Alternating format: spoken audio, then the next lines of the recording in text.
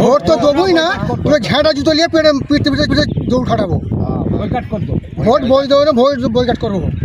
6-7 বছর আমরা ঘোরাচ্ছে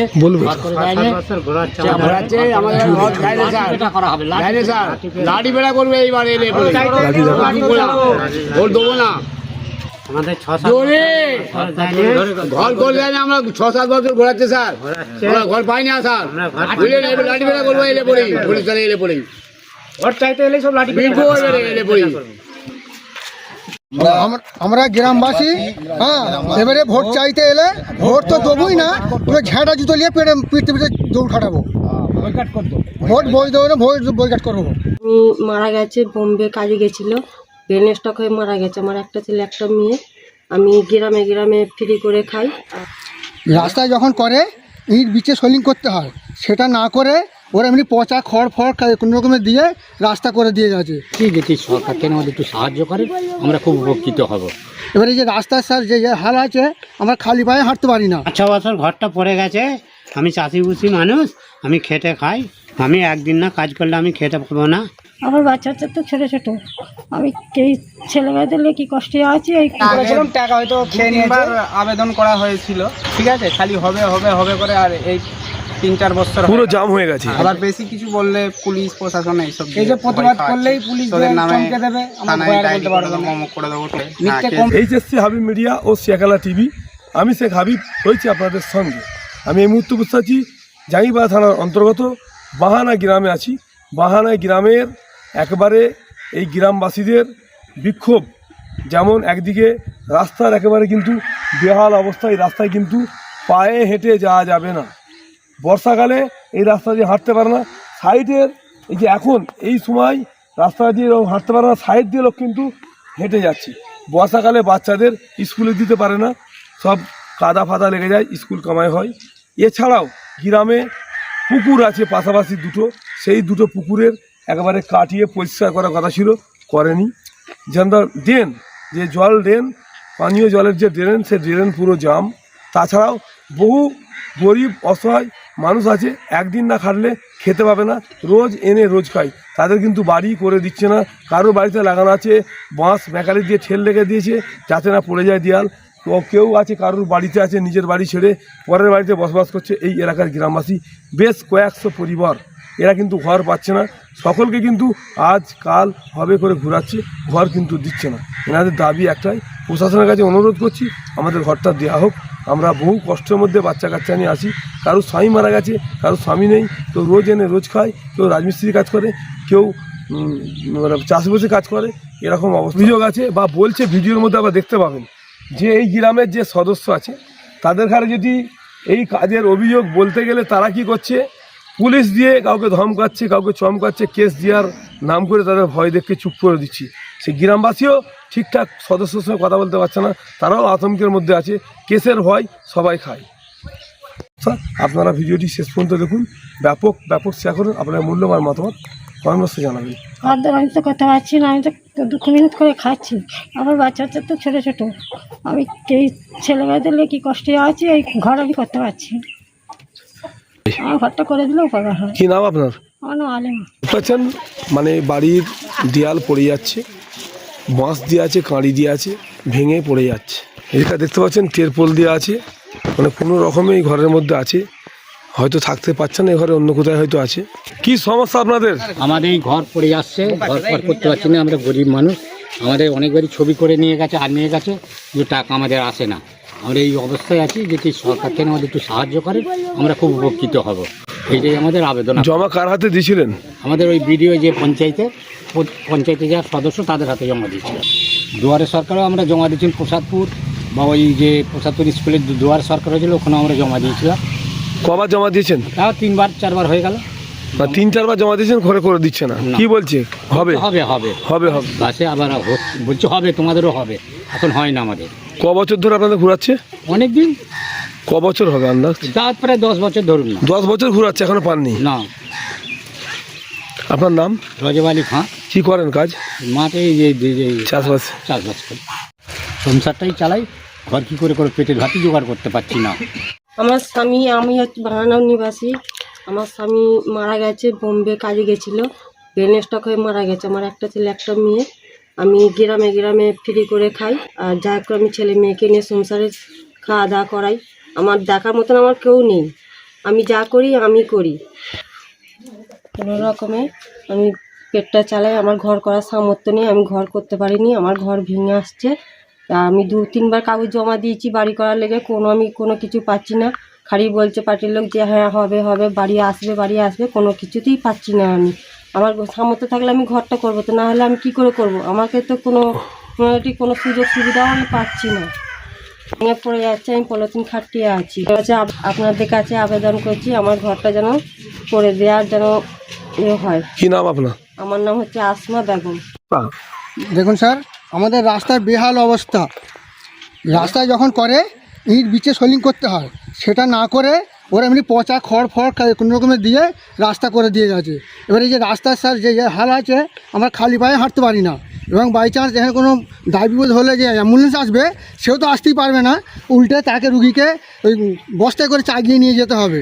তবে বাচ্চারা স্কুলে গেলে তারাও যেতে পারে না, কাদায় পড়ে যাচ্ছে। হ্যাঁ, এই যে আমাদের স্কুলে বাচ্চাদের কামাই হয়ে যাচ্ছে। দেখুন রাস্তা স্যার, রাস্তাটা কী অবস্থা এবারে আপনিই দেখুন।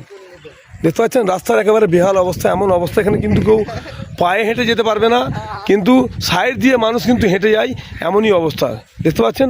এমনকি বর্ষাকালে এখানে মানুষ তো হেঁটে যেতে পারেই না, বাচ্চারা যাবে স্কুলে, বাচ্চারাও যেতে পারে না। তাদেরকে এখানে তুলে যে কোনো কারো যদি কিছু হয়, শরীর খারাপ হলে অ্যাম্বুলেন্স ঢোকে না, তার কাছে বস্তায় চাদরে করে চাঙ্গে নিয়ে গিয়ে মেন রাস্তাতে আবার অ্যাম্বুলেন্স করে নিয়ে যেতে হয়। দেখুন স্যার, আমাদের এখানে 40-45টা পরিবার আছে।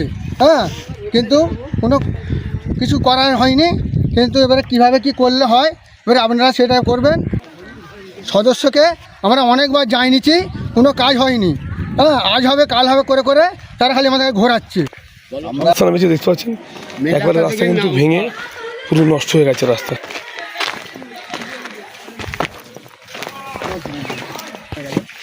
বর্ষাকাল পুরো ডুবে গেছে।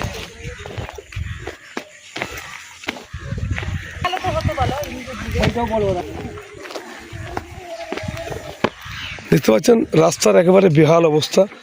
যে উপর দিয়ে যে হেঁটে যাবে সেটাও পারবে না, সাইকেল মোটরসাইকেল তো যেতে পারবেই না, লোক দিয়ে হাঁটছে দেখতে পাচ্ছেন, মাঠ দিয়ে হেঁটে যাচ্ছে। এই রাস্তার এমনই অবস্থা, এর দিয়ে চলছে না, মানুষ গেলে কিন্তু হাত পা ভেঙে যাবে। সেই কারণে দেখতে পাচ্ছেন মাঠ দিয়ে লোককে তৈরি করে দিচ্ছে, তার পাশ দিয়ে রাস্তার পাশ দিয়ে কিন্তু একটা রাস্তা করে লোক হেঁটে যাচ্ছে।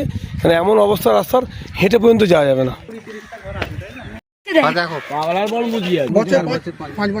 6 বছর ঘরটা পড়ে গেছে। আমি চাষিভুষি মানুষ, আমি খেটে খাই। আমি একদিন না কাজ করলে আমি খেতে পারবো না।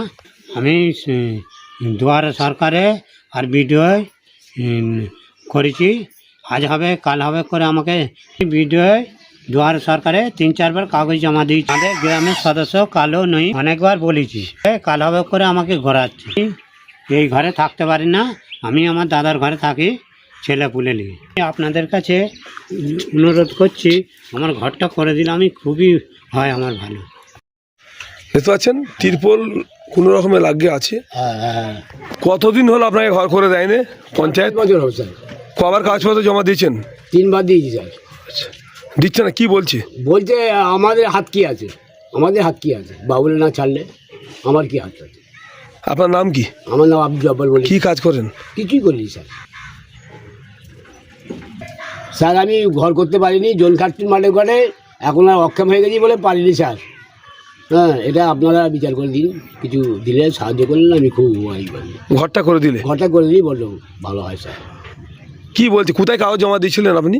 দিয়েছিলাম একবার পার্টি দিয়ে দিয়েছিলাম, পার্টি বিডিও দিয়েছিলাম স্যার, আর দুয়ারে সরকারে দিয়েছিলাম, মানে হচ্ছে না। না।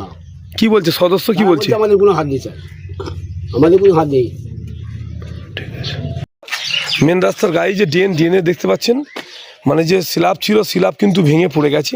এইটাও একটা রাস্তা, এদিকে পায়ে ঢুকছি, একেবারে ঠিক এই পায়ে ঢুকার মুখে স্ল্যাবটা ভেঙে গেছে, লাগিয়ে দেয়নি। এই যে তোমার ড্রেনটা যে আছে, ড্রেনের এই ক্যালভার্টটা ভেঙে গেছে। ছোটোখাটো যে তোমার এই রাস্তা না যদি করতে পারে, 3 মাথার মোড় এইটে, এই ছোটোখাটো কাজ নিয়ে যদি না করতে পারে, তাহলে সদস্যরা বড়ো কাজ কী করে করবে? এইখানে বাচ্চারা পড়ে যাচ্ছে, বয়স্ক লোকেরা কিছুদিন আগে পড়ে গেছিলো। এইসব কাজগুলো না যদি করতে পারে, তাহলে এইসব পুকুরগুলো আপনি দেখুন, পুকুরগুলো সব পুকুরগুলো কি হয়েছে?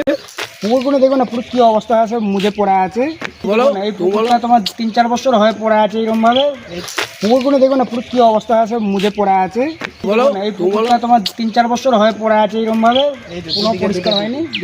দুদিকে দুটো পুকুর, তাই তো? হ্যাঁ, মানে এই মধ্যখান রাস্তা দুটো পুকুর। এর আগে আবেদন করেছিলাম, টাকা হয়তো খেয়ে নিয়েছে।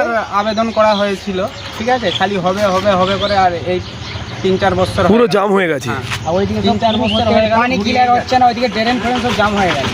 ওইদিকে এমনই হয়ে গেছে সব জাম হয়ে যায় এই পুকুরগুলোর জন্য, পুরো ডুবে যায়, পানি ক্লিয়ার হচ্ছে না। জলের ড্রেন আছে, সেই ড্রেনটাও মুজে গেছে, সব ড্রেনও মুজে গেছে।